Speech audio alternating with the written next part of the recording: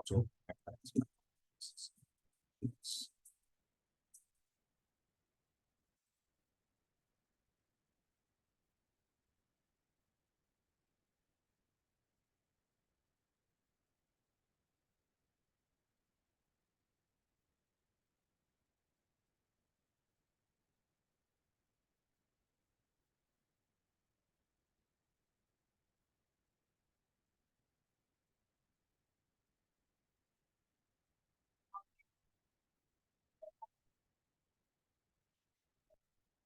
in the context la parayunnu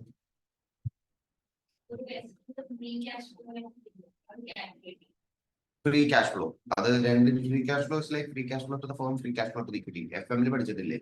Other concept ആണോ അവർ പറയുന്നത്? അത് we are talking about net operating cash flow now. So net operating cash flow is nothing but operating profit before interest and tax. You remove all the non-cash items, and then whatever is the cash flow that is generated in the operating activity, that is a free cash flow. You understand? So what will happen is that sometimes you are given this question, you will be given certain adjustments, right? Adjustments you will be able to identify whether it is operating activity or financing activity or investing activity, because they'll be giving you more items about depreciation, interest, profit or loss. That will be operating activity.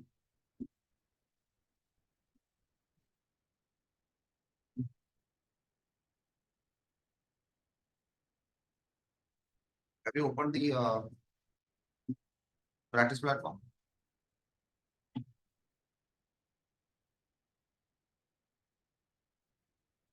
This is a very good question. Okay. Why I'm telling you is a good question is because I can see that in this question they have asked quite a lot of important elements, right? So they have tested quite a lot of important elements, and further it is a past exam question. See, at this stage within 2 weeks of examination, what will give you what will help you, or what will give you better focus or better pass percentage is that you do a lot of practice questions, right? Past exam questions, because past exam questions you will be able to identify what is the syllabus, what is the syllabus area coverage, right? So to give you an example, from which area of syllabus are they asking the questions, you will be able to get an idea. Second, it is like a revision of the entire syllabus, because any which is SBR will cover at least 70 to 80% of the syllabus that you study.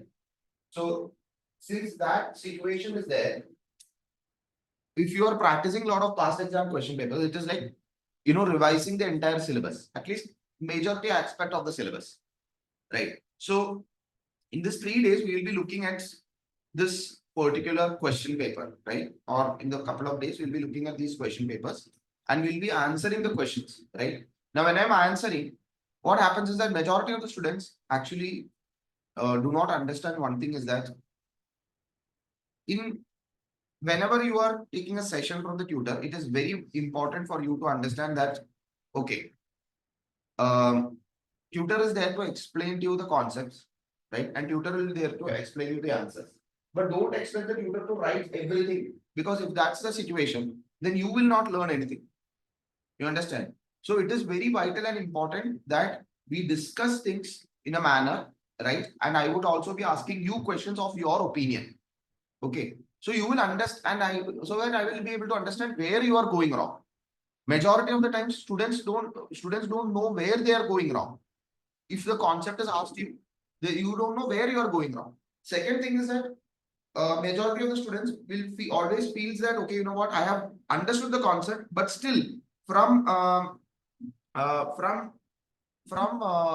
the perspective of a student, they think that, okay, you know what, I have understood everything, but there are certain parts of the scenario which you will miss, right? Parts of the scenario. To give you an example, there could be a sentence that is given in a scenario which could be a vital sentence for your accounting impact, but students sometimes miss that, right? So you need to know how you will be how you will be able to identify those things, and you should also be aware that, okay, you know what, as per your principle or as per your concept, what is that, you have understood from the syllabus, and am I applying it properly or not? That is very vital.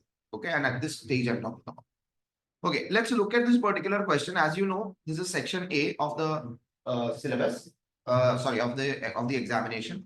And in section A, we know that it is going to be from consolidation. It will be from ethical requirements, right? These are the two things that majorly section A will ask from. So whenever you see a particular question, okay, first you go to the requirement, okay? Why is because as you can see, the exhibits are given on the left hand side. Okay, exhibits are given on the left hand side. Majority of the times, what happens is that you read the exhibit without thinking what exactly you should be, what should be your approach. Without thinking, what should be your approach. Uh, okay, one second. Let me just.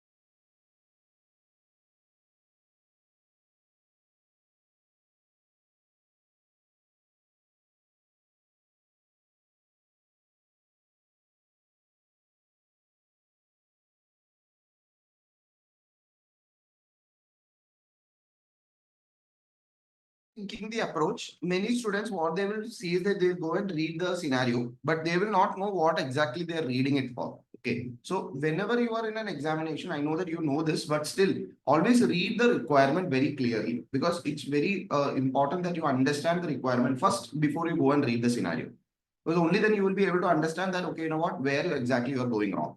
Okay, so in this question, let's look at here.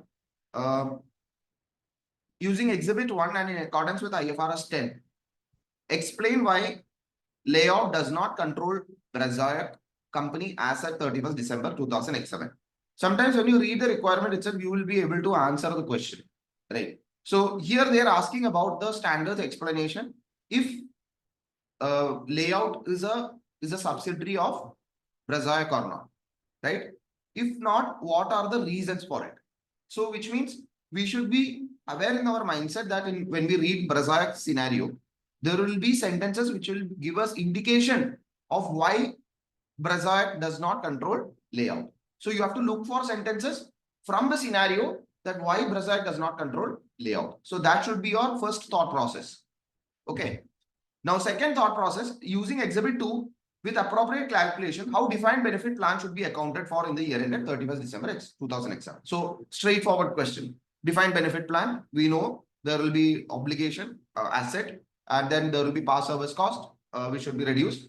Should be added to the liability and to the asset. Current service cost should be added. Then the contribution should be minus, correct? We will get the liability, and we just have to explain it. That's it. But there could be some complications because we should be prepared for that. So let's read the second scenario. So defined benefit obligation. So see, what did I do here? What did I do? Whenever I'm reading a requirement, I'm just revising the concept for a minute, right? Or for maybe 15 seconds, I'm just revising the concept. Using Exhibit 2 and 3, prepare spreadsheet to correct the consolidated statement of financial position for the following fact. Brazil is an associate and not a subsidiary. The defined benefit plan has not been accounted for. So you have to do the corrections of the spreadsheet, which is something that we always anticipated, isn't it? We did anticipate this, that Brazil and this particular aspect will come, isn't it? So we just have to pre-populate the whatever the pre-populated spreadsheet are. We just have to rectify them. Okay. Okay. So the first question, let's approach our answers. What we are going to do is we are going to look at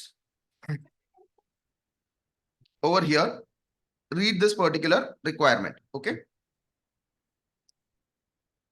Okay. Prakar, I know that you have joined. Can you just comment yes in the chat box if you are able to hear me?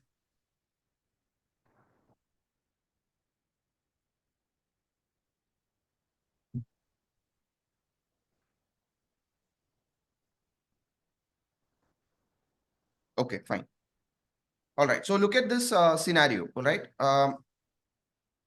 look at the scenario. On 1st January 2007, Layout acquired 45% of the equity share capital in Brazil. So first and foremost, this suggests that Brazil does not have a Layout acquired equity share capital in Brazil. Okay, a private company.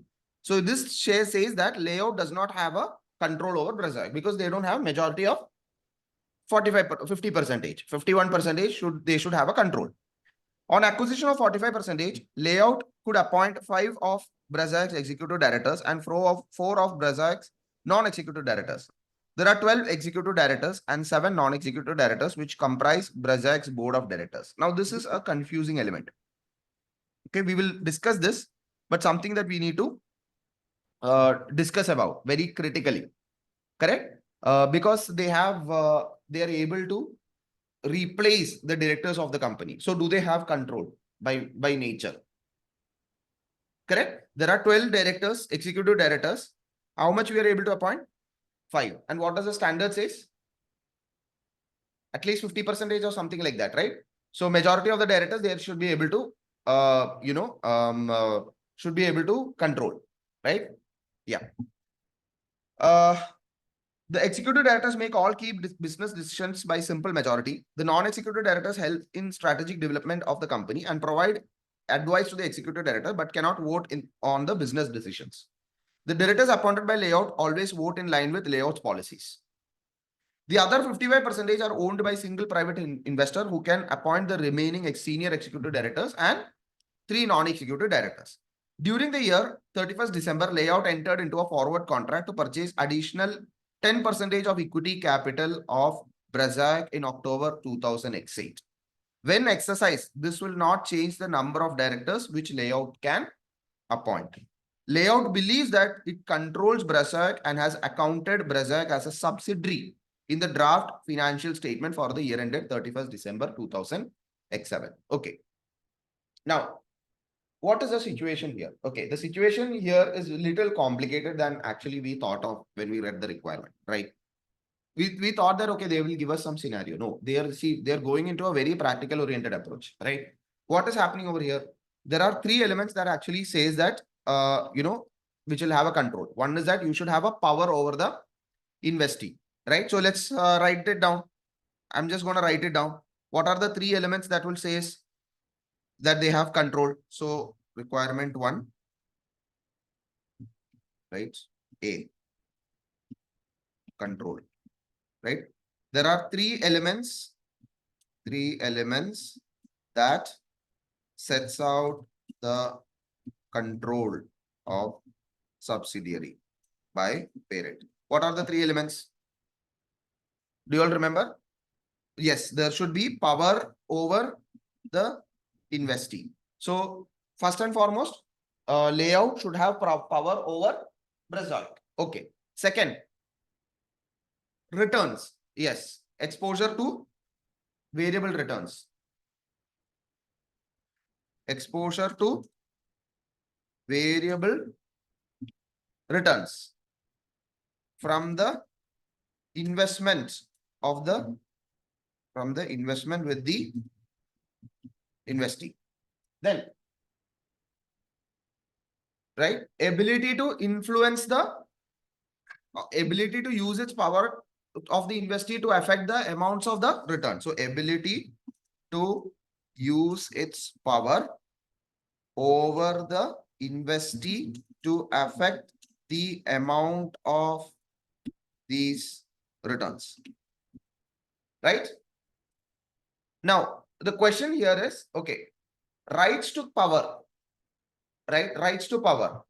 When they are sufficient to give the investor the current ability to direct the activities unilaterally, correct? That's what the definition of power means. That power means, as simple, effective, we can say that investor have decision-making capability to decide the activities of the investee, isn't it? So you don't need to write in a sentences manner also, like in a exact definition manner also, the definition of power. You can say that the definition of power is where the investor has sufficient decision-making capability over the investee to direct the use of the relevant activities of the investee.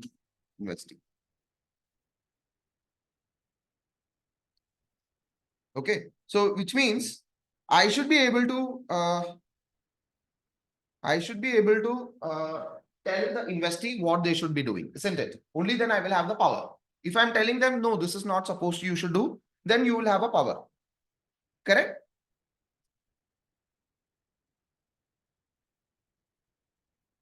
Okay. Now let's talk about whether Brazaic has power or not. Reading this conditions, what do you think Brazaic has? Do they have power or not? I want opinion from all of you. Okay. Wonderful. So you are saying that there is 45% plus 10% shareholding. Okay, fine. What about you, Shreya?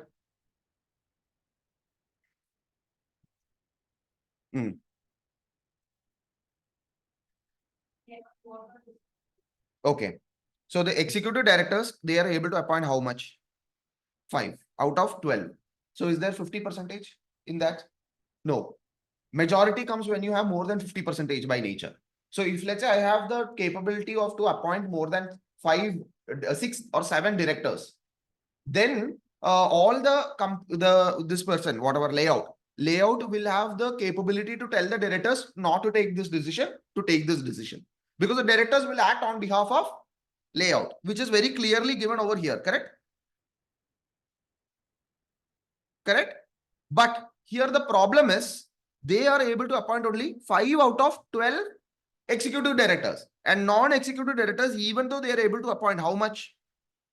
4 out of 7, which means it is approximately 50%. Non-executive directors does not have power. They don't have voting rights, because power's definition is that you should be able to control the activities of the investee. Activities of investee comes through the executive decision, not through the non-executive directors. Number one, you need to understand.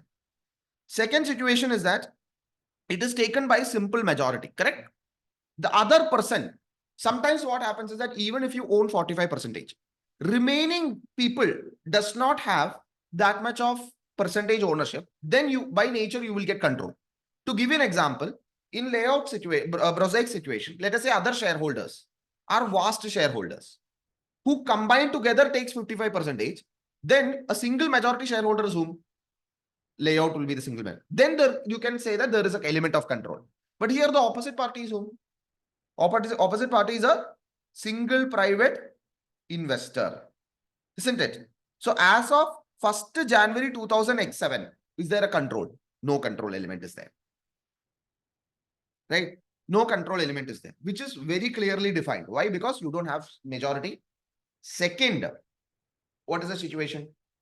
What is the situation here? Second, the situation is that, yes, they don't have what do you call power, because they don't have executive decision making capability. Third, the opposite party is a single investor who has the entire controlling stake. If it was 2-3 people who are having less than, let's say, 20%, 20, then 15, then they should combine together to form a investor. So now I will have a single majority, but in the opposite way, they don't have it. Correct? There is a single majority. So hence you don't have power. The opposite person, who's a single investor, has power over you, over the company. Now, one thing which I will tell you as a trick is that you read the requirement. It was very clearly given that Brazaic is not a subsidiary. Where? Here. Understand? So you should have, we could have thought that, oh, you know what? In this situation, they don't have control. Sometimes, requirements gives you hints of the direction of the answer, of your answer should be. Right? And which is very clearly mentioned. It says they accounted it as a subsidiary. So here they are asking what would have been the accounting if they have been an associate. So it indicates that this person does not have control. So your conclusion should also be that they do not have control. Now comes a confusion element. What is a confusion element? Okay, many students will fall into this trap. Is this one? Okay. On 31st December, layout entered into a forward contract to purchase an additional 10% stake on capital of Bryok in October 2008. When exercised, this will not change the number of directors layout can appoint, but they will still have control. Right. Now, first and foremost, when is the forward contract being executed? The forward contract is being executed on 31st December.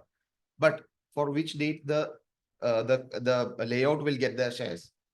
Not on 31st December, but on October 2008, because it is a forward contract. What is a forward contract? You are entering into a contract with a person, right? Where the settlement of which will happen in a later date. So when will layout get its shares? Only of Brevsec shares only on October 2008, not as of today. So as of today, still the single majority is with whom? The opposite party. Right? See, because this is a forward contract and the settlement date is 9 months time. So as of today, do they have the ability to control the activities? No. So hence, the private investor can direct the relevant activities, and layout should treat Brazak as an associate and not as a subsidiary as of 31st December 2007, because the requirement says, how do you account for it as at 31st December X7? If it was 31st December X8, I would have still agreed. It is a subsidiary. Why? Because you have got the forward contract and you would have taken the contract. But right now, do you have that? No, you don't have it. Correct? Now, when you answer this question, which is of 10 marks, first and foremost, what all you should write? So you should write, give the definition of what is a control as per the IFRS 10, which you have already mentioned over here.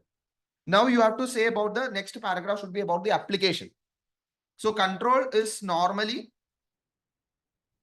so I'm just going to write in pointers. Control is normally assumed when the investor holds more than 50% of voting rights over the investee. Layout owns only 45% of the voting rights and suggests that control does not exist. Further, the 55% is held by a private investor single-handed rather than being spread across various investors.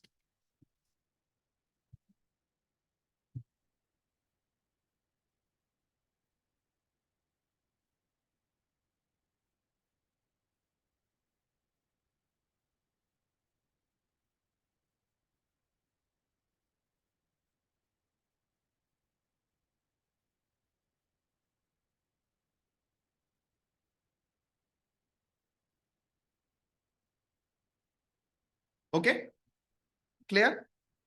Right? But in this situation, but as per the situation of layout, right? We need to assess whether layout has direct to control the activities of prosaic.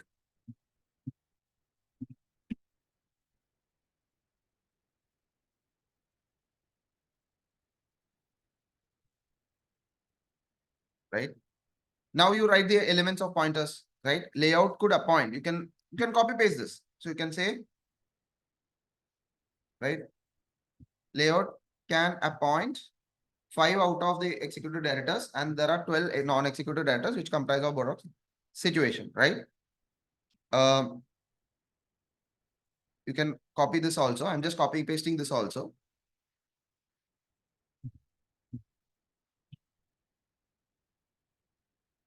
Right? See, you can summarize this, but I am doing it this way because, this is a very important statement to explain the application.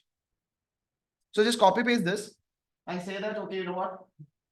Layout can appoint. You can maybe bold a bit so that you can mention the scenario. So as per this, as per the scenario, you can say scenario, or as per the conditions layout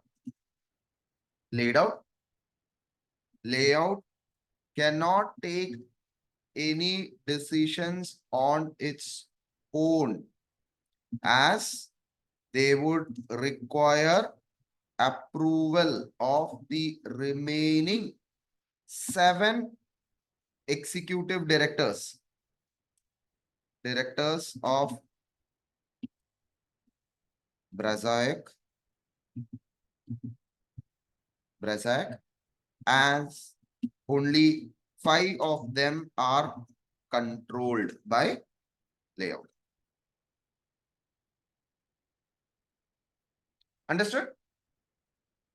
Clear, right? So you are explaining the element and then you're saying that you cannot control it. Right?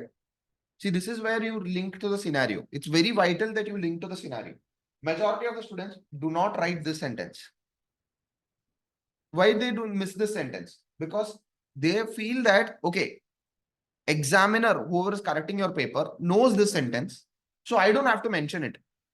See, examiner is not here to correct his knowledge. He's there to test your knowledge.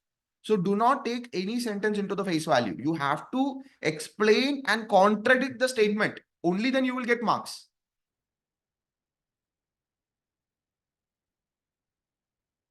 Okay.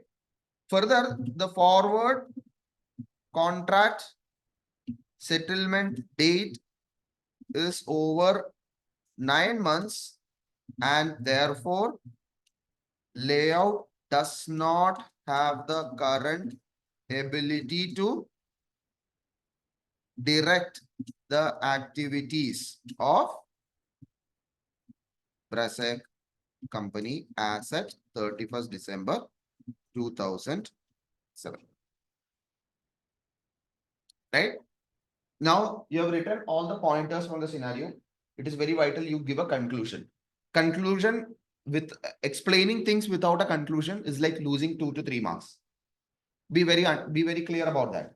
You will not just lose one mark out of your you will not just lose 1 mark out of your technical points. You will also lose 1 mark out of the professional marks. So conclusion is very vital. So hence, as per the above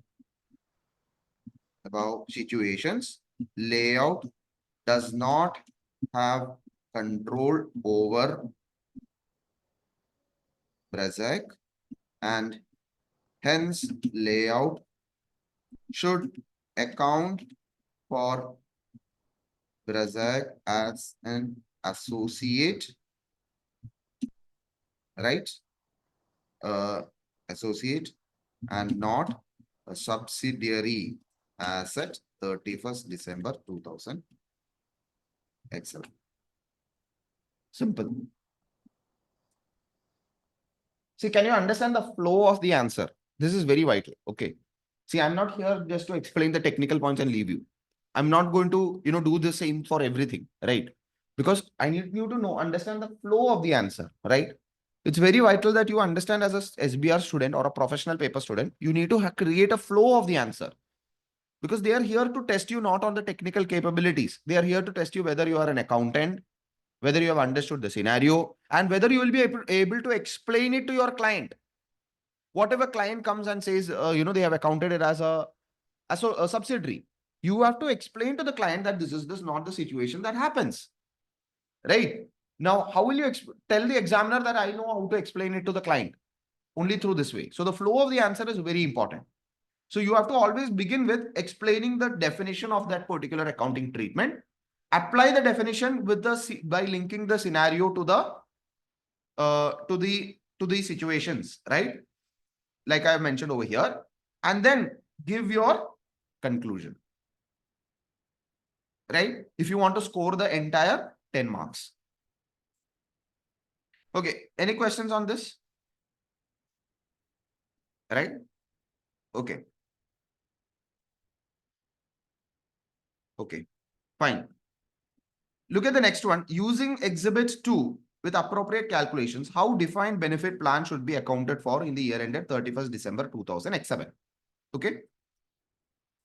See, some students will want to read all the scenarios first and then go and write the answer. Sometimes some students will want to go one at a time. Use requirement one, answer, go to the next requirement, read the scenario, answer. See, it's up to you. However you want to do it, it's up to you. If you have additional, I think you have 15 minutes of reading time, right? So if you have that reading time, spend your time to read first and then highlight the elements, and then you can maybe look at when you are using the requirement or answering, you can maybe read the scenario once again. It's up to you, right? But for that, you need to practice a particular strategy and do it consistently. Don't change every time, right? If you're comfortable in this manner, do it for every question. Do the same for every question. Don't use this plan and then, something else in the next scenario. But because what will happen is that you will lose time. If you follow one strategy, you will get used to that and it will be easier for you to read it. For me, when I'm explaining, for me, it is easier for me to go one question at a time. But when I'm writing the answer, right, what I do is I'll tell you what I do. When I'm writing an answer, I first go and read all the scenario. I read the requirement first, then I go and read all the scenario. I highlight it. Then when I'm answering, right, I read the highlighted portions and then use that scenario to answer my pointers. So when I'm answering, I'm not switching between the windows.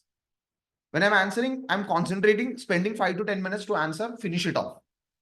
That's my strategy. So that what will happen is that I'm not spending too much time to answer the question because I want to finish it and go to the next question. Right. So however you are comfortable, you follow that. Right. So maybe Monas, what you will be doing might be different. What Shreya will be doing will be different. What Prakar would be doing would be different. But whenever you follow one strategy, you follow consistently. Right. That's very important. Okay. Look at the next question. This is defined benefit plan. Okay. I think it's a very simple question, nothing complicated. Okay. At 1st January 2007, the defined benefit pension plan had a net deficit of 24 million. So whenever they say there is net definite, which means it is a liability or an asset. Net liability or a net asset. Liability, correct. So which means we have two elements in employee benefits.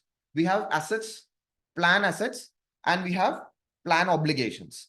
Asset minus liability, your assets will be more than the liabilities, or your liabilities will be more than the asset. If your liabilities is more than the asset, you are at a deficit. So whenever you see that there is a net deficit, it is a liability.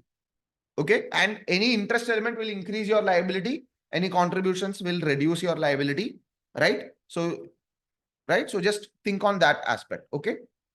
And whenever you explain your answers, always write it as a net defined liability. Okay. Don't say net defined obligation. Or if you're saying obligation, fine. But say that it is an obligation or a liability rather than just saying defined obligation. So use the word net because they have given the amount in net figures. Right? See, these are small things which will help you to score professional marks. Okay. So, see, you know that this is for 8 marks. Okay. So what all you should write? Whatever each of the element you have to write. Okay. You have to just give an explanation of the accounting treatment with the calculation. So whenever I'm approaching this, what I would do is I would read the scenario. I would do the calculation. Just write everything in words, whatever the calculations I have done, their accounting treatment, as simple as that. Okay. So I'm going to do the calculation.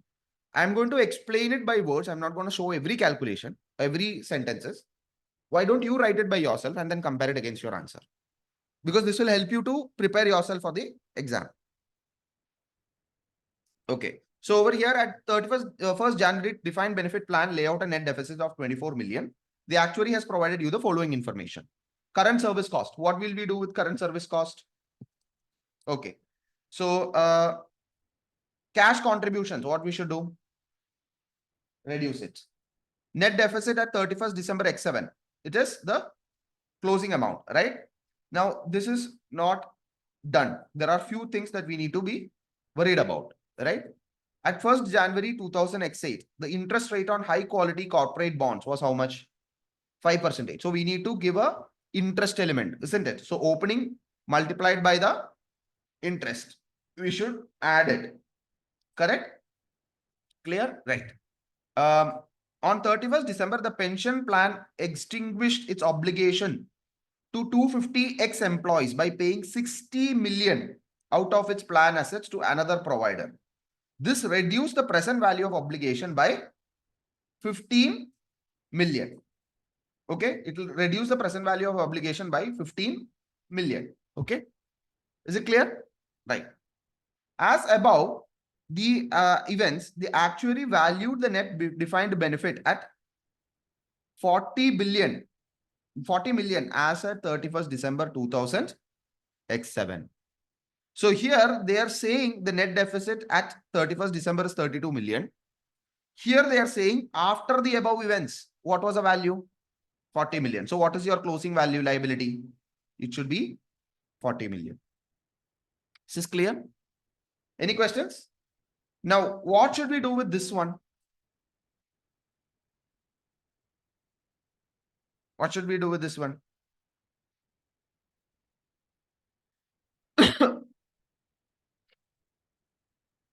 Okay. The only accounting entry in respect of this pension plan was to recognize the cash contribution as an expense in the statement of profit or loss. Firstly, can you recognize cash contribution as an expense? No. What is accounting treatment for cash contribution? You debit the asset and liability and credit the cash because cash is gone out. No.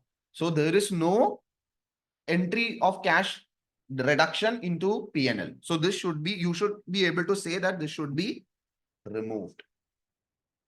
Clear? Any questions? Okay.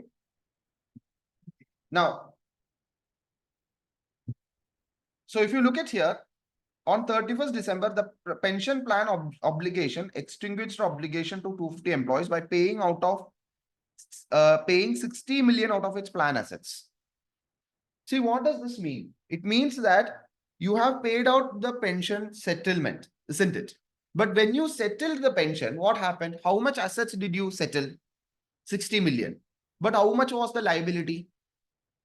50, no, for that particular settlement, how much was the liability? 50 million. So whenever you settle an asset or your asset will reduce.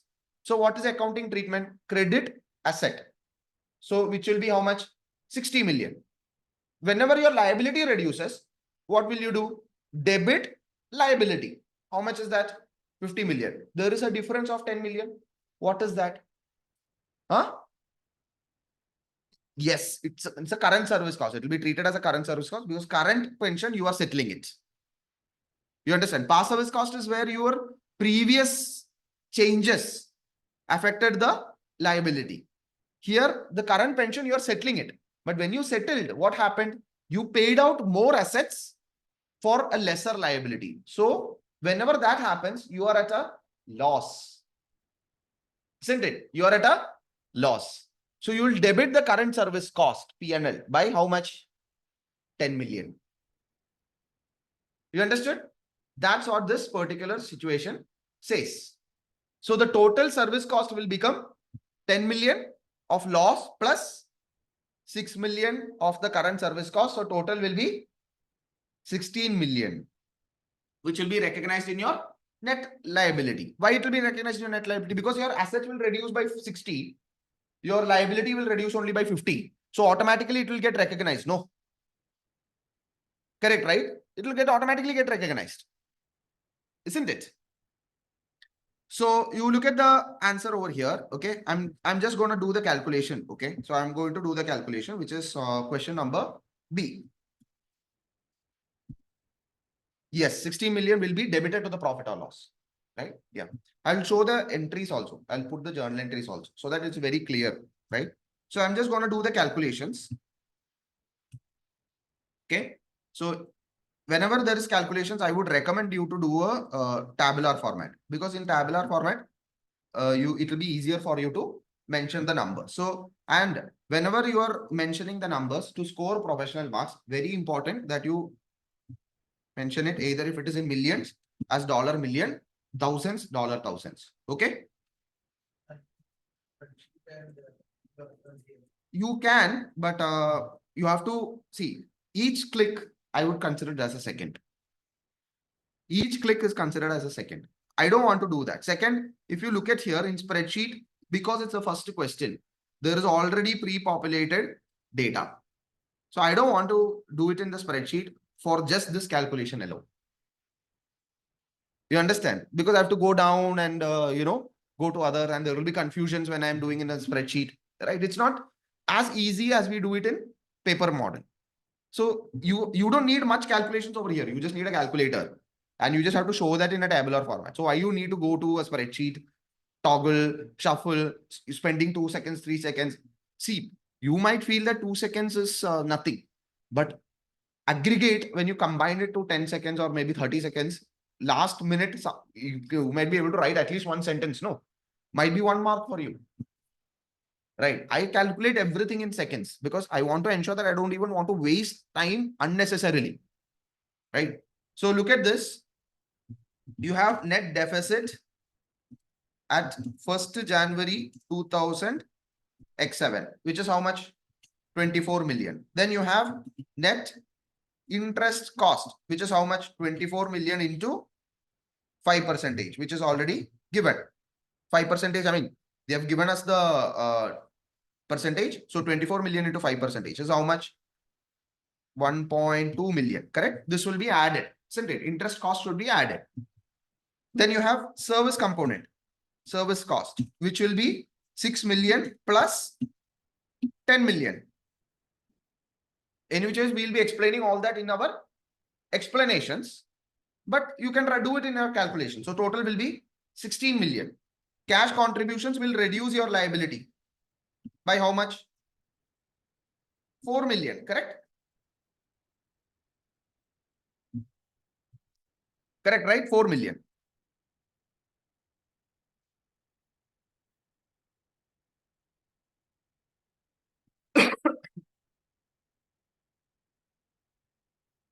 Correct, right? Any questions? So what is the closing balance? So closing balance, which is net deficit at 31st December 2000 X7. So how much will be? 40 million.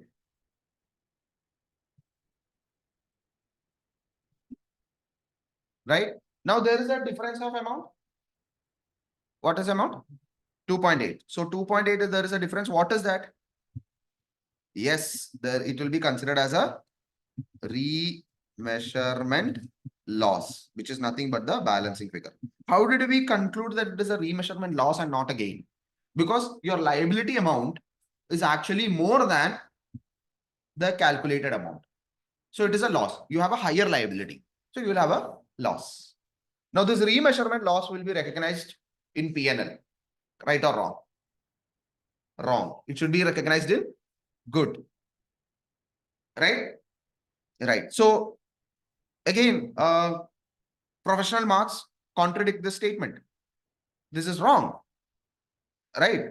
As per the standard, the cash contribution should not be recognized in the P&L, but rather it will be reduced from the liability component and then will be credited to the cash. Isn't it clear?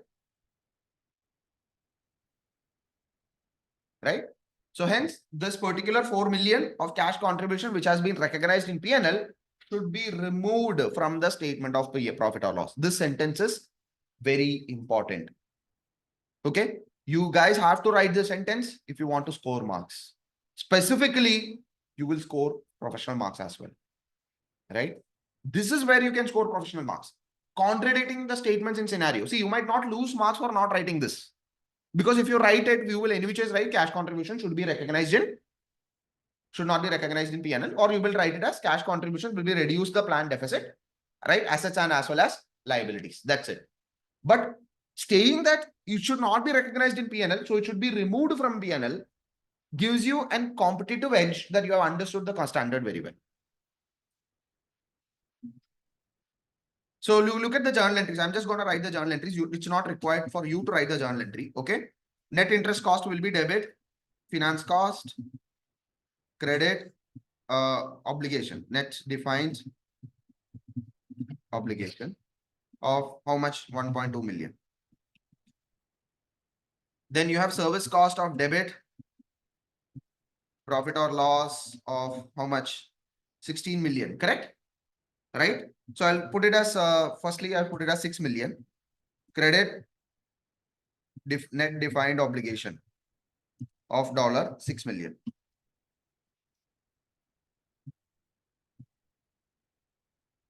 Okay, right? Then you have debit obligation by, which is liability, by $50 million. Credit assets by $60 million. And then you debit profit or loss by 10 million, right? So this one and this one will go to current service cost of 6 million, correct? And then you have cash contributions, debit, net defined obligation by how much cash contribution is 4 million, credit cash by $4 million. Finally, debit net defined obligation by 2.8 million, and then sorry, liability will increase, right? So there will be OCI, remeasurement loss by 2.8 million, credit net defined obligation by $2.8 million, right? Now, how can you explain this in words? Very simple, as per employee benefits. Now, have they given us the standard name and number in your question? No, they have not. So even if you don't write it, you're not going to lose any marks. Even if they've given it, if you don't write it, you're not going to lose any marks. ACCA very clearly states that you are not going to get any marks because you have written the number and name. You can write either the, as per the standard, or you can write as per employee benefit standard. It's up to you. But don't write, if you don't know the number, don't write the number. Very important. Because if you write it and it is wrong, you might lose marks. So better not to write it. So as per the, employee benefit standard, layout should recognize the interest element, right, as an expense of 1.2 million in statement of profit or loss and increase the net pension liability. The cash contribution should be reduced from the plan assets and reduced from the plan liability. So the net plan will be reduced and the cash will also be, there will be a cash outflow to this element, correct? However, as per the scenario, what happened as per our layout has,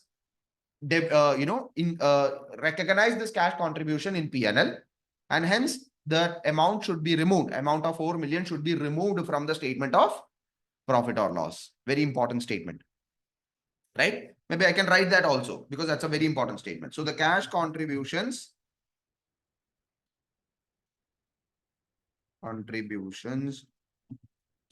should be reduced from the plan assets and the net obligation, and there will be a cash outflow of $4 million in the financial statements. However, layout has recognized, okay, or you can say what they have done. Yeah, recognized this cash contribution as an expense of $4 million in statement of profit or loss, right? And this should be removed from the statement of profit or loss and added back to loss. Yeah. or you can say added back. You can write it this way also. Either you should remove it from the statement of profit or loss, or you can say add it back to the statement of profit or loss. This expense should be added back, okay? Or you should remove the expense, right? Even if you write either way, it is correct. Even if you write it this way, should be removed, or it should be added back, or this expense should be added back. You can write it that way also. Expense should be added back. Either way you write it, your answer will be correct. But if you don't know whether it should be added back or not, just write it as removed. Okay. I'm saying that the expense should be added back because they have mentioned that they have shown it as an expense. If they have mentioned that they have recognized it in P&L, we don't know whether they have recognized as an income or an expense, right? So you can write it as removed. If you don't know how they have recognized it, just write it as removed. If you know that they have written as an expense, you can write it as added back. But even if you write this statement, you are going to get marks. But I'm just giving you a clarity of what you should be doing. Plan assets and the net obligations, and there will be a cash outflow. Doesn't the plan obligation increase add the cash to the? No. Cash contribution is nothing but, let's say that there is a guy who has been working with us for 10 years. Sorry, let's say 30-40 years. He has retired. So now what happens? Whatever he is eligible to get as a pension, we are giving him out. So our cash will go out, right? That is what is called as cash contribution. So whenever there is a guy, whenever we are anticipating that there will be someone who will be retiring by the age of 60, what we will do? We will take that amount and we will keep it in the assets and we will increase the liability technically. And always we think that when we contribute now, what happens? The assets will be more than the liabilities. But in this situation, the asset was actually lower than the liabilities. Technically, the cash contribution, what will happen? There won't be any impact at all because we have already contributed to that. So we are paying, yeah, employee, right? So when we pay the money, it will be removed from the obligation, right? Yeah. Any which ways, got the concept? Yeah. So I am sorry, cash contribution is the contribution we did to the assets, not the, I got confused in this two element. Cash contribution is the contribution we are doing it to that particular plan. Yes. So we are increasing the asset as well as liability into the plan. So we are, so for example, let's say Mohan is joined for me. So this year I have to, after 30 years, when Mohan retires, I have to give you a pension of, let's say 10,000 till you die. So that will be, let's say 10,000 per annum into, let's say you die is, let's say 30 years. So which is 10,000 into 30, which is 300,000. So that amount I have to contribute now itself, isn't it? Every year. Then only my asset will increase. So this cash contribution is nothing but every year, whatever is the contribution that the employer is making to the defined benefit obligation. Okay. Settlement is what I confused element with. Settlement is this one. This one, right? So when that person retired, the plan that we had, right? Whatever the asset we had, we gave it to the employee. But however, there was a loss. Why there was a loss? The asset did not have enough, not cash, you can say asset was not enough to pay off the obligation, right? So there was additional loss element. Clear?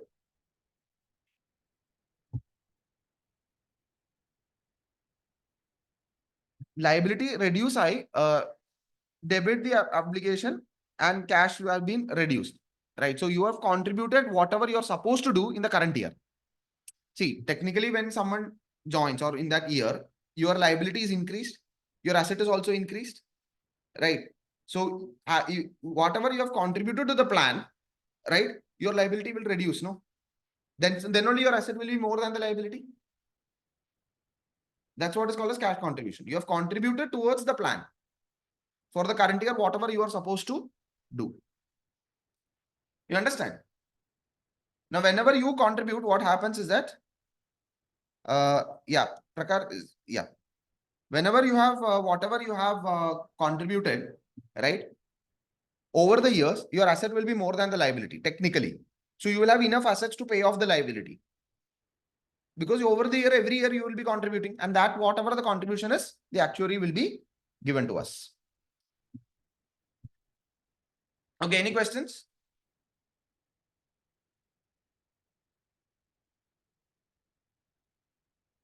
Okay. What is the next question? Okay, what is the next question? Next requirement. Using exhibits 2 and 3, the pre-populated spreadsheet response option and the adjust the pre-populated spreadsheet response option to correct the draft consolidated statement of financial position. So we know that one adjustment we have to do. We have to remove the details of the subsidiary, Brazil, whatever it is, and then we have to show it as an associate. That we have to do. So whenever there is equity method of accounting, what happens? There will be investment in associate, and the profit of associate will be added to the investment in associate. Now they have accounted it as a subsidiary. So what will happen? Their assets will include the subsidiary's asset, which should be removed.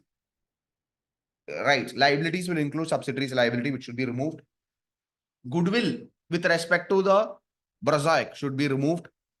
See, we cannot say that Brazil is the only subsidiary. There could be other subsidiaries also. Right? Because its layout is a group. Isn't it? Right? So we can remove only the Brazil's whatever elements from that particular data, isn't it? Right?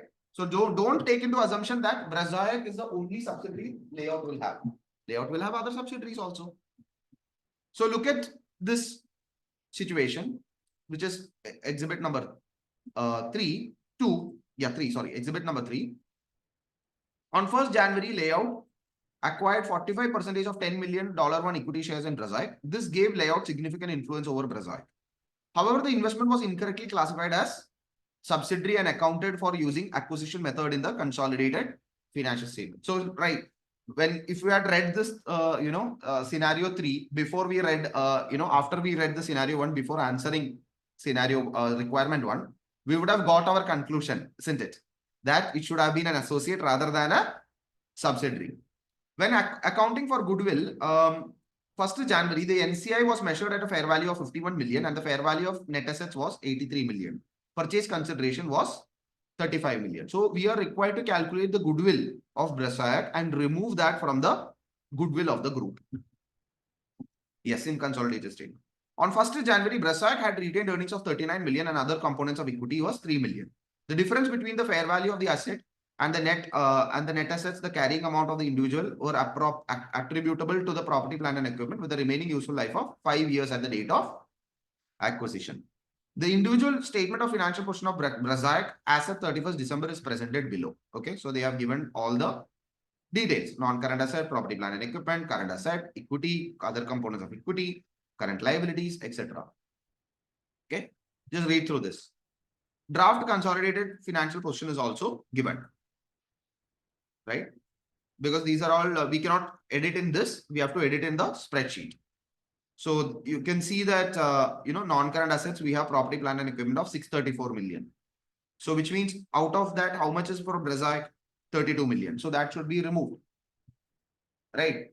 And if there are any other adjustments, technically we should remove that as well, right? We have to prepare a working for that, isn't it? Correct? Right. Then what happened? Investment in associates. We have 51 million. Now that amount will get increased. Correct? Are you following me? Yes. So like that we have to do. So let's, without wasting much time, let's look into the spreadsheet. Okay. So first and foremost, here you are given a data already. So what is the approach we should take? Okay. All the adjustments, you mention it over here and then mention the total amount. Okay. All the adjustment, you mention it over here and then you mention the total amount. See, in the requirement, it is very clearly given that by looking at exhibits 2 and 3. So which means this pension adjustment should also be done, isn't it? So pension adjustment is also required to be accounted for correctly. It was incorrectly accounted as an expense, which should be accounted as a for 4 million should be reduced, isn't it? From the assets and liability. So those adjustments we have to do. Is this clear? Right? So let's first, what we do is we'll create workings. Should I switch off the AC or reduce? Yeah. Okay. So we'll first look at all the adjustments. Okay. One by one, we'll look at all the workings. And then what we will do? We will, kind of prepare the adjusted financial position. Okay. So I'm just going to reduce the size of this.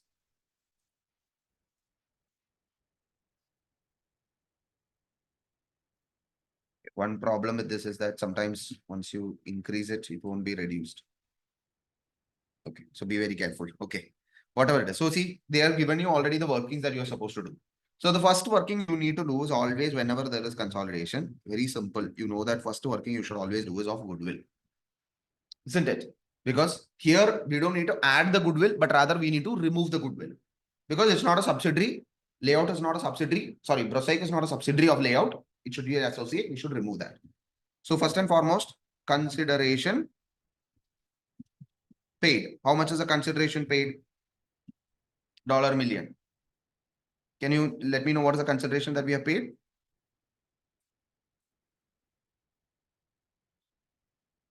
It's given here, right? So consideration paid.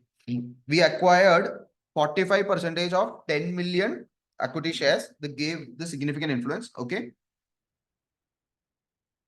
Yes. Purchase consideration of 35 million. So less complications. 35 million. 35 million. Good. So 35 million, right? Then what was the NCI, fair value of NCI? Fair value of NCI was 51 million.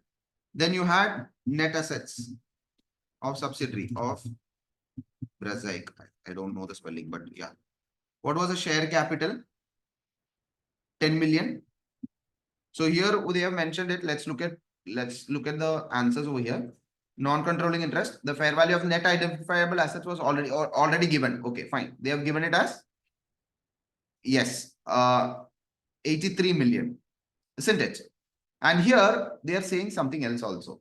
This is a very important statement, which is very commonly missed by students because they feel that that particular sentence have no value.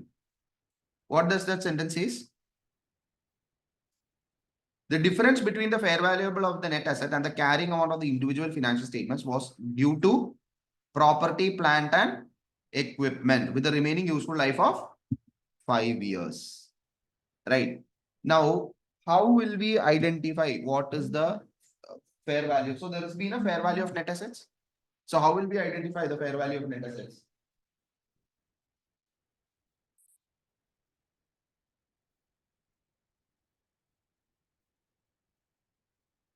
Okay. Right. So we know that what is the share capital? Share capital is 10 million. Correct. Then you have what do you have? Retained earnings. What was the retained earnings? It's not necessary to show it here, but I'm showing it here so that when I'm calculating PP, it's easy for me. So what is the retained earnings at the date of acquisition? Yeah, 39 million was the retained earnings. Correct. Other components of equity was 3 million. So retained earnings 39 million, right? Okay, I'll put this over here. Okay. So 39 million. Other components of equity is how much? 3 million.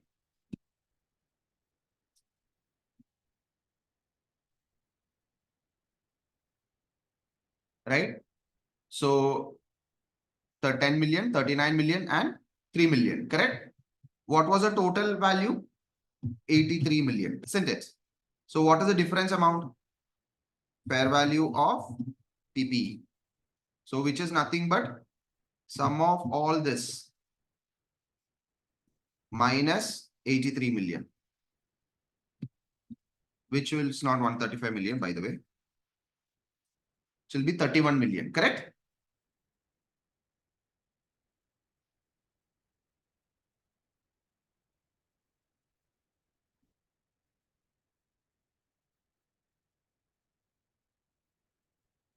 Okay, it will be how much? 31 million. So this is the net asset of Brassac. Clear? So goodwill will be how much?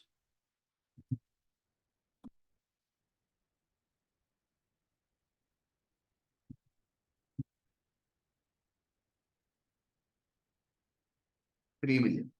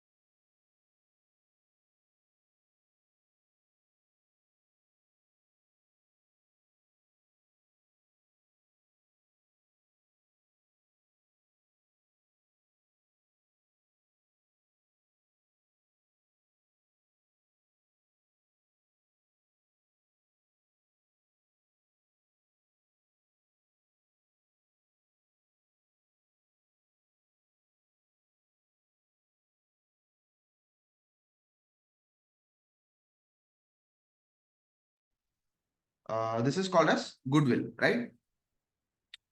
So the next requirement that you have to do is, as you know, there is a fair value of PP, right? So fair value of PP adjustment should be made, correct?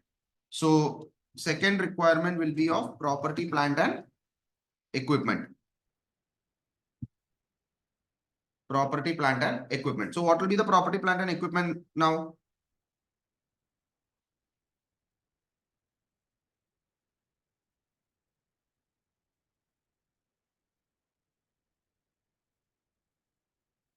Okay. So property, plant and equipment will be as per the question. How much is as per the question? Can you someone tell me how much is as per the question? Property, plant and equipment is 47 million, correct? Is it 32? Yeah, sorry, I'm sorry. It is current assets is 47. 32 is the as per question. So this is 32 million. So dollar million will be 32. Then fair value of PP is how much? 31 million, which we have already calculated, isn't it? Now there will be depreciation we need to charge for this fair value. This 32 million is after depreciation, correct? So 31 million is before depreciation. So we need to charge depreciation. So depreciation on fair value at acquisition. How much will be the depreciation? It is given in the question that 5 years from at the date of acquisition. And when was your acquisition?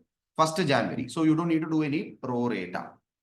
So all you need to do is 31 million divided by 5. 31 divided by 5.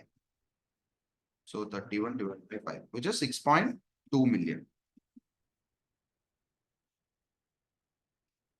Which is 56.8 million. right? So this 56.8 million, we should remove it from the consolidated assets.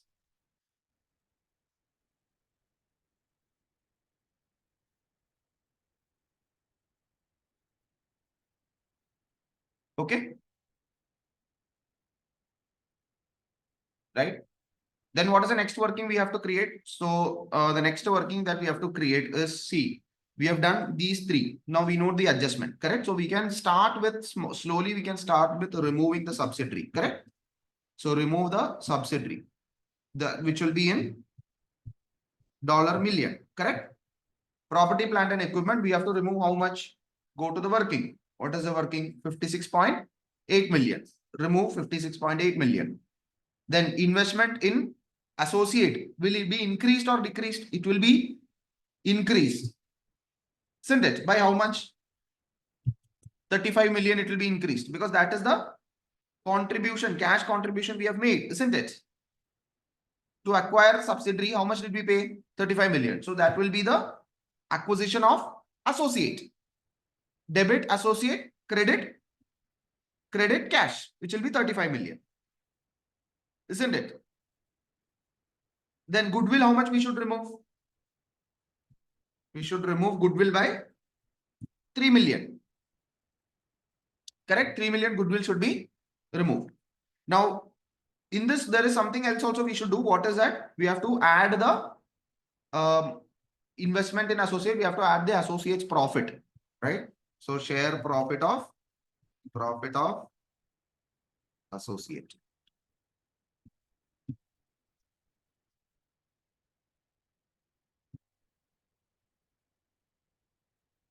Clear? So assets adjustment is done. This adjustment is done. Okay. For the removal of the subsidiary. Take one step at a time. No need to become so, difficult, tensed about these things. Okay. Now you look at the next one. You have current assets also. Have they given any adjustment for current assets? No. So we can remove the current assets completely from here, right? How much is the current asset? 40 million. Remove 47 million.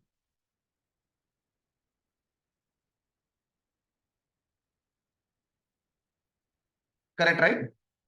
Now comes the equity part. So in equity part, the share profit of associate, right? What we should do? From retained earnings, it should be removed. Why? Because they would have added the retained earnings to the subsidiary, correct? Of the subsidiary. So they would have added the retained earnings to the parent. So we should remove that. And we should show it as separately profit of associate. And that will be added to the investment in associate. That's the concept, isn't it? Right? So let's look at that adjustment. So what does that adjustment says? We have to say post acquisition, working 3, post acquisition retained earnings.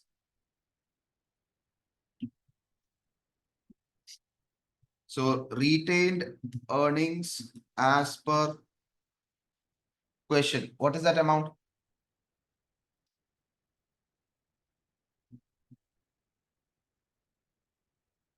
At the reporting date. Okay. Retained earnings as per question. No, not the 39 million. Retained earnings as per question will be 55 million. Correct. Then what we should do from 55 million? We have to reduce the depreciation, no? Right? So we have to do the adjustment on that. Okay. So let's look at here. So 55 million is as per the question, right? Less retained earnings at acquisition. So how much? 39 million. Now, property, plant and equipment, there was a depreciation. Shouldn't we remove the depreciation? Yes, we should. So reduce less depreciation. Correct? How much is the depreciation?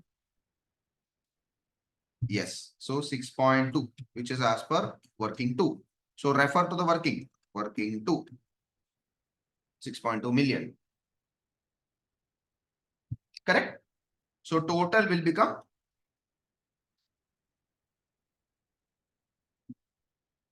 9.8 million, isn't it? Which will be your post-acquisition retained earnings. Correct? Now this post-acquisition retained earnings of layout, this is layout's retained earnings, right?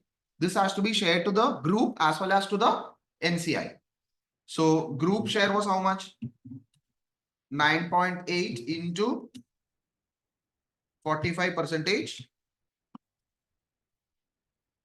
correct, which is 4.4, and NCI share is $9.8 into 55%, which is 5.4. Yeah.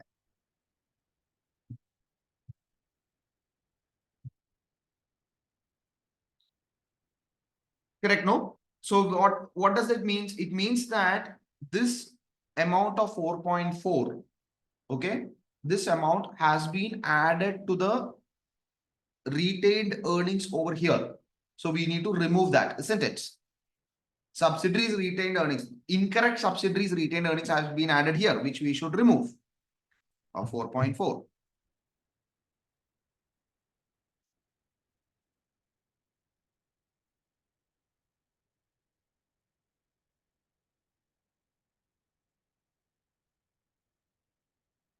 Okay. And then this is the share profit of associate. So that should be added to the share profit of associate. So 4.4 should be added to the share profit of associate, right? And here also it will be added in investment in associate also, it will be added share profit of associate, because otherwise your balance sheet will not tally, isn't it? Correct, no? Share profit of associate, how it is recognized? You debit investment in associate, credit PNL, share profit of associate. Since it's going to PNL, it will be included in your retained earnings. Monish, you didn't understand. Got it, no? Yeah.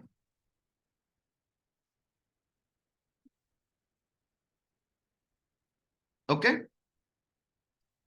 Now, there is no NCI with respect to layout, isn't it? Because we are the NCI, we are associate. We don't have a subsidiary, correct? So in this case, NCI should be removed with respect to layout. So we need to calculate the NCI balance also with respect to the layout, isn't it? Correct? So next working will be for NCI. What was the NCI share? NCI at acquisition. At acquisition was how much? NCI at acquisition was 51 million.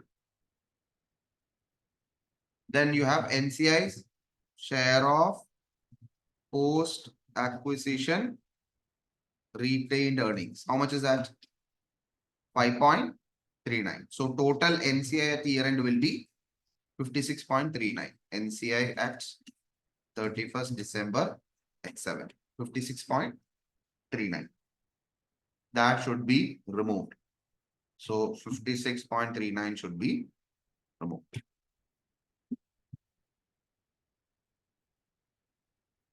Clear?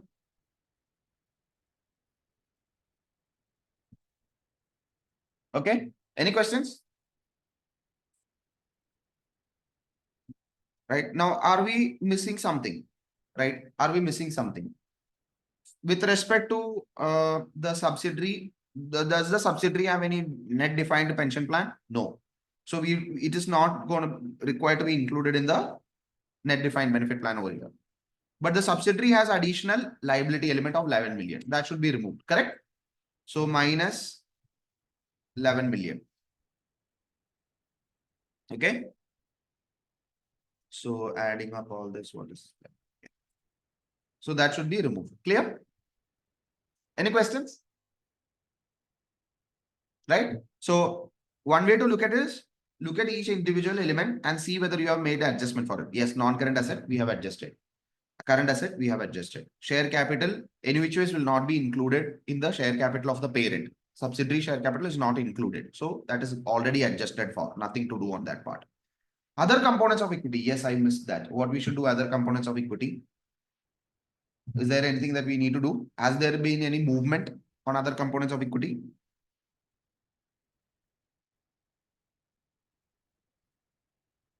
Has there been any movement on other components of equity? Other components of equity was how much? 3 million. What was the date of acquisition? 3 million. So only post acquisition other components of equity will be consolidated.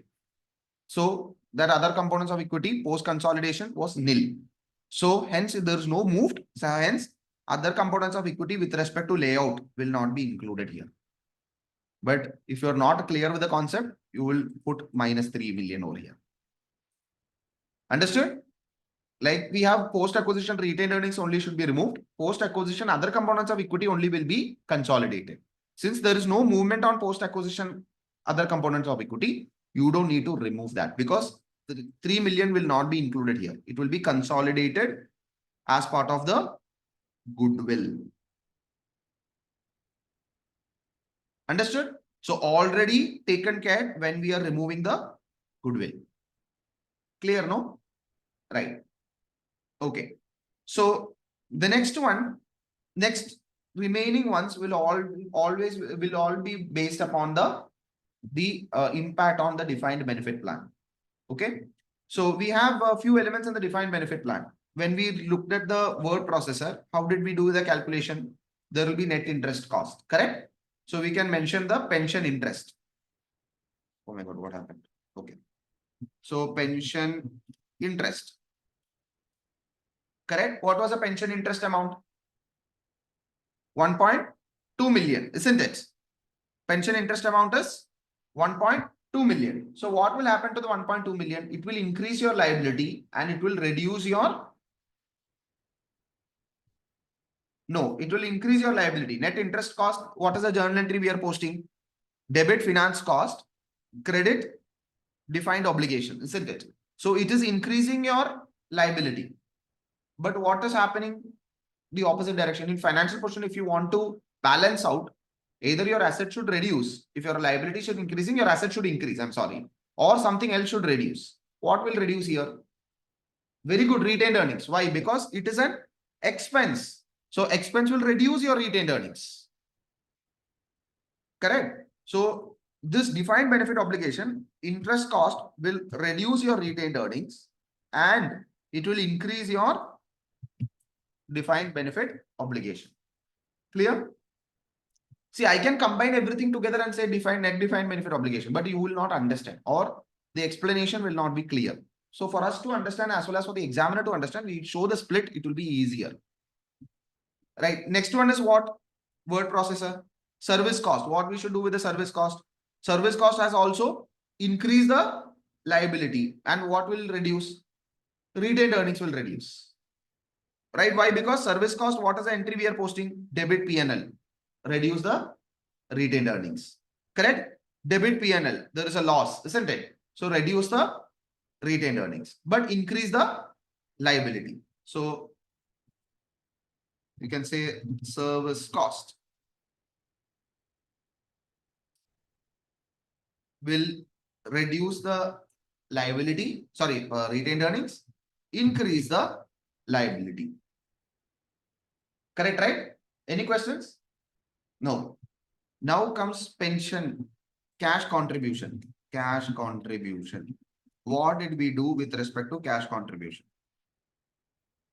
See, what did they do when they adjusted for cash contribution? The accounting entry of this pension plan was to recognize the cash contribution as an expense. So what was the incorrect entry? Fifth one, cash contribution of pension plan. Okay. What was the incorrect entry? Yes, very good. That is very important for you to understand. Because only if you know the incorrect entry, you will be able to rectify the entry. So the entry was debit P&L as an expense of 4 million and you credited cash of how much? 4 million. What should have been the correct entry? Correct entry should have been debit defined benefit obligation, correct, of 4 million, net defined benefit obligation, and credit cash of how much? 4 million. So this entry was correct. So we don't need to adjust cash anymore, isn't it? We don't need to adjust the cash, but we need to remove the expense. How will we remove the expense? Yes, correction entry will be and due to debit P&L. net defined benefit obligation, and we have to credit profit or loss. Understood? Only if you know this, you will be able to adjust it over here. So what we should do, your net defined benefit obligation should be increased for sure, right? Sorry, it should be added back, right? Yeah. Okay. And then over here, what we should do? Yes. So your retained earnings should be added back, correct? Clear? Right? Your defined benefit obligation should be removed. I'm sorry, I got a little confused. Yeah. Right? Defined benefit obligation will be removed because you debited net defined benefit obligation and you credited P&L. So P&L will increase, retained earnings will increase, liability will reduce. Okay. Then last one, what is the adjustment? Remeasurement. Remeasurement. Okay. What we should do with remeasurement? It should be recognized in retained earnings. No, it should be recognized in other components of equity. Okay. Other components of equity. I'm sorry. Where is it? What was the answer? 2.8 million. So 2.8 million other components of equity will increase. Correct? And further, your net defined benefit obligation will increase. Right? And finally, you have the revised amount, $1,000,000. Okay. So just add all these, which will be 577.2. Correct? Add all these. 90.41. 78. Right? Now, when you're calculating the total, don't do the sum of all this because it will be wrong. Because 768, we are not doing any adjustment of these, isn't it? So when you're calculating the total non-current asset, add the above ones. Okay. So how much is it? 745.60. Now current assets, 1409.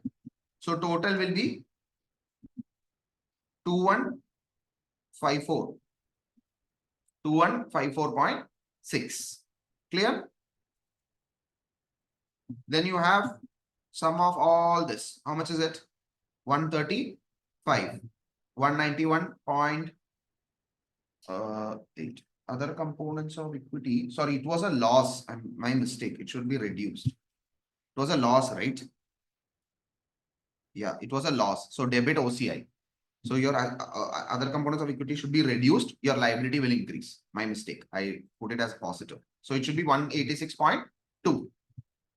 It will be 1492.8. And here it will be 242.6. And sum of all this 2056. And then what is the total of this? 40 million. Total of current liability is 58 million. So total liabilities will be, total equity and liability will be 2056.61 plus 40 plus 58, which will be 2154.61. So let's check whether our answer is correct by tallying the balance sheet. So it's tallying. Got it? Right? Any questions? Understood? It's a very simple adjustment. Okay. Technically, this particular type of adjustment is very simple. If it comes, then you can score the entire 30, whatever the marks are for that particular question requirement. Right. So requirement 14 marks, you can easily score. Right. So technically 15 to 20 marks they might ask, but here in this situation, they have reduced, they have shown very less. So you can expect this. Okay. Now, this is the only numbering crunch we will be learning in SBR, because remaining everything for next 70 to 80 marks, or right, 75 marks, it will be theory. Right. So that's the problem and misconception with SBR, is that SBR is a practical paper. No, I will say that SBR is a theoretical paper, complete theoretical paper. Okay.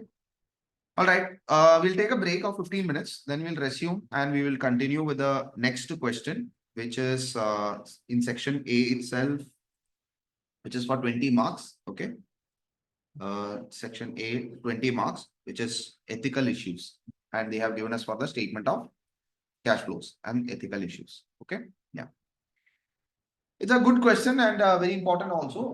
The reason is because there are something relating to sustainability reporting they are discussing. So since it's a new concept, I can say that they can be tested. So please, be very mindful about sustainability reporting. They can be tested in the coming exams. You have to read it. There is no other way. It's a complete dry theory sub topic. Read the textbook, read the study hub very clearly. And don't think that they will not test it because they have tested it already in the previous. No, they will test it. There can be repetitive because it's a very new topic altogether. It's kind of like a current issue. But we'll take a 15 minutes break and then we will resume. By 12:15, we'll resume, right? And do the remaining question of 20 marks.